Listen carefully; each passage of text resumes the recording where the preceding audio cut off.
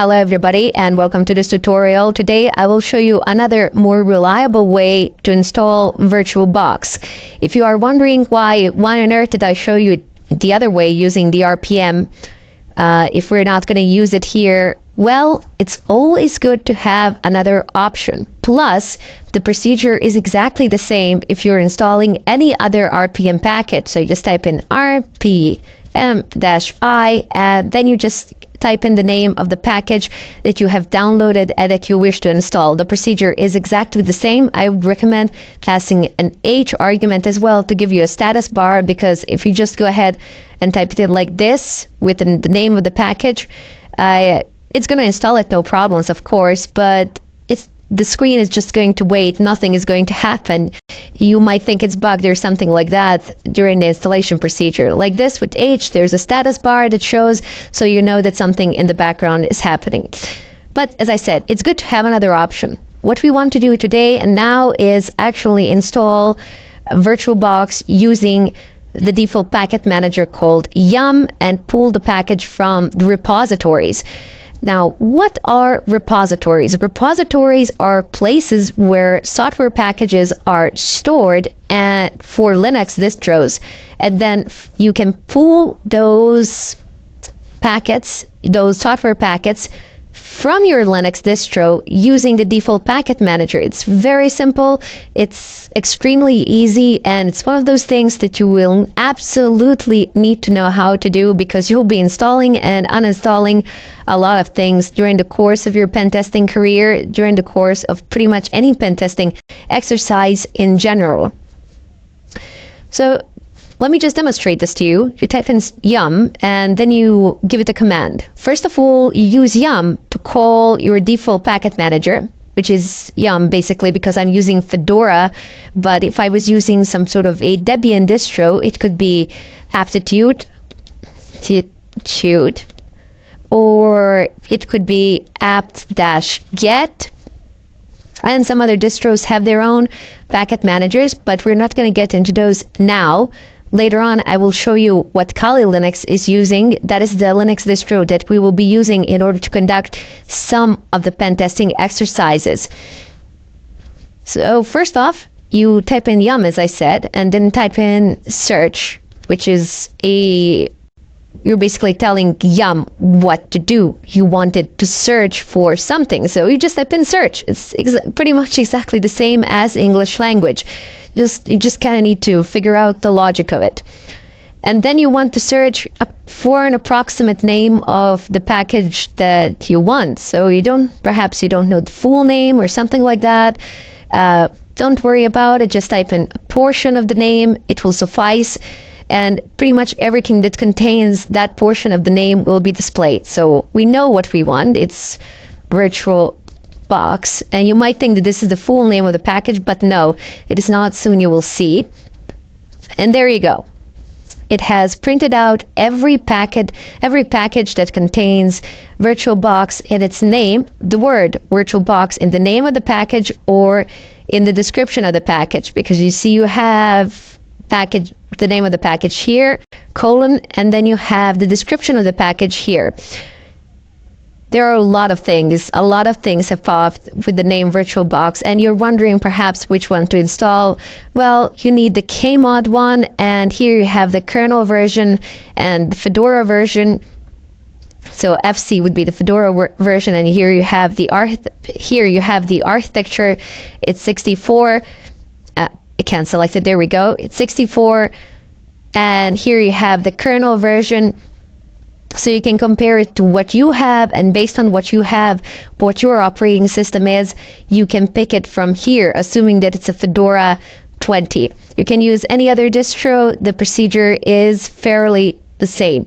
Later on in the question parts, if you're using, for example, a Debian-based distro or a OpenSUSE or something like that, feel free to ask me. If you can't manage it there, I will help you out, no problems. But for the time being, I'm just going to go ahead and install it here. Let me just go ahead and clear the screen. In order to install the package, you need to type yum install, and then you need to go ahead and type the name of your package, which would be the last one for me anyway. this one. Oops, here we go. The name is a bit long, so I'm just going to go ahead and copy it. But you see, there is one fundamental problem here. The VirtualBox package is not found in the default repositories of Fedora. And that is a bit of a problem, primarily because none of these commands would actually work if I did not previously import RPM Fusion repositories. RPM Fusion is simply the name for a certain type of repositories containing certain types of packets. So I have imported those repositories, and now I can pull information and packages from them. If I did not do that previously, I would not have been able to do any of these things. Yum search VirtualBox would yield no results of whatsoever. I would get a blank screen. I would get like a message here saying that no packages were found that matched this particular name, and then just a blank screen. That's it. So that can be problematic. In order to solve that problem, you need to go ahead and open up your favorite browser. I already have this website open. To save a bit of time, it says rpmfusion.org /configuration, but here let me just go ahead and search for it. So type into any search engine RPM Fusion, it's gonna pop, do not worry. So it's rpmfusion.org. Click on the website, open it up, and here you're gonna get instructions immediately. It's a very simplistic website. There isn't any tinkering that you need to think about or some advanced configuration, nothing of a kind. It just says for users and says enable RPM Fusion on your system. Click OK. Not OK, just click on the link, and there you go. You get a listing here, you get a listing of downloads. It says free and non-free. And don't be intimidated with this non-free. You do not need to pay for anything.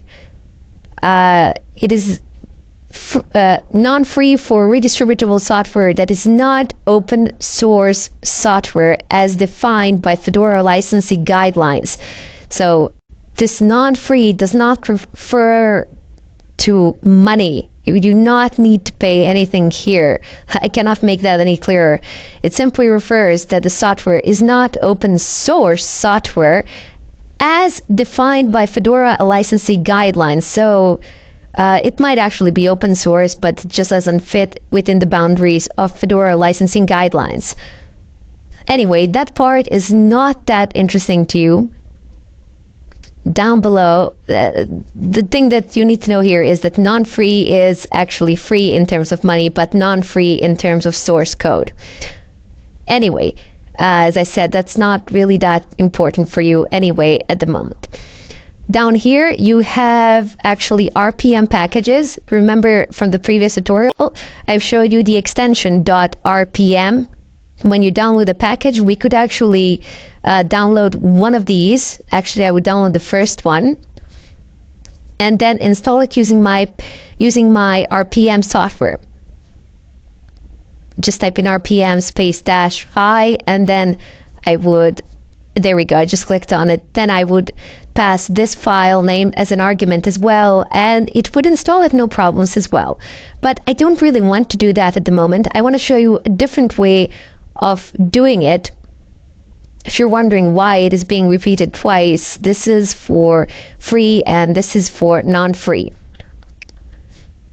Excellent. What we want is the command line setup using RPM. It says here Fedora 14 to the most current. So mine is 20. It's going to work there, no problems as well. So you have this very long command, and you don't really need to know what every single portion of this command is or what it does. Basic sum total, it imports a repository into your system that you are going to use later on. They have given this command so you can do it from one tap. Basically, you don't need to go about doing things or anything of a kind. You basically just copy, paste this, and run it. You are using your default package manager, you're using local install option, you are not checking for certain types of keys. you're giving it the place from which to pull it, and so on and so forth. But later on, as we progress through this tutorial, we will deal extensively with Linux command line. So only then will these things become clearer to you. Once I actually explain some of the basic and fundamental things, then you will be able to understand things such as those listed in this bracket. Sorry, not bracket, within the confines of this parentheses, and so on. Because if I start explaining it now, it would make no sense, and it would simply complicate things further. As I said, later on, when we get into the command line interface of Linux, when I start explaining it in great detail, there I will begin from scratch and move you basically from beginner to advanced user in a relatively short amount of time, and then you will be able to understand what all of these things are. For the time being, just copy this content, which is within the confines of these quotation marks, and paste it into your terminal. So you do need to be root. Let me just go ahead and exit. I am no longer root, as you can see. I am now my regular user, Chronic. Just type in SU, type in your password, and paste this. Press enter. Okay, obviously it won't install here because I already have it installed. Yeah, it says nothing to do of whatsoever. But on your system where you do not have RPM Fusion installed, this would just fly as well. This would just pass, no problems. And you would successfully have installed RPM Fusion on your system as well. So clear. Anyway, I just wanted to show you something else that I neglected to show you a moment ago. This command that we've ran, it actually installs free and non-free repositories. If you just take a closer look to what I am highlighting at the moment, this is the free, so it says http download1.rpmfusion.org/free/fedora/rpmfusion free release.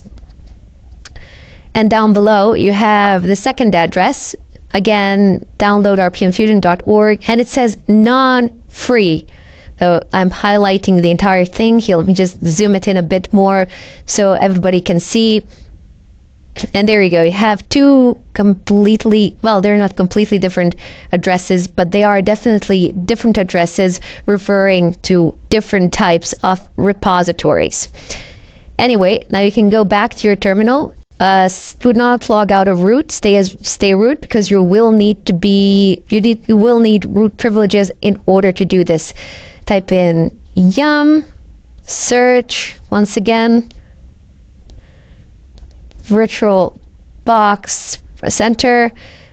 Take the last one or whatever one suits your current kernel. You check the current kernel by typing in uname-a, and here you go. So I'm 3.18.7.100, 3.18.7.100, FC20, and then you have the architecture listed here as well. So clear the screen, type in yum, install, paste the name of the package, press space, -y, and if you have this command, just press enter, and it will install, it will run through. I've already installed VirtualBox to save some time as well. You will have it up and running on your system, and after you've installed it, do not forget to type in yum update as well. So let the system just run through the updates, so you would make sure that you have the latest version, that you have everything up to date and running. In any case, that would be it for this tutorial. In the next one, I will start VirtualBox up, explain some of its features, and hopefully through the follow-up tutorials, I will start installing an operating system within my virtual machine, in my virtual environment, and we'll see how that process goes. Thank you for watching, and I hope to see you in the next tutorial.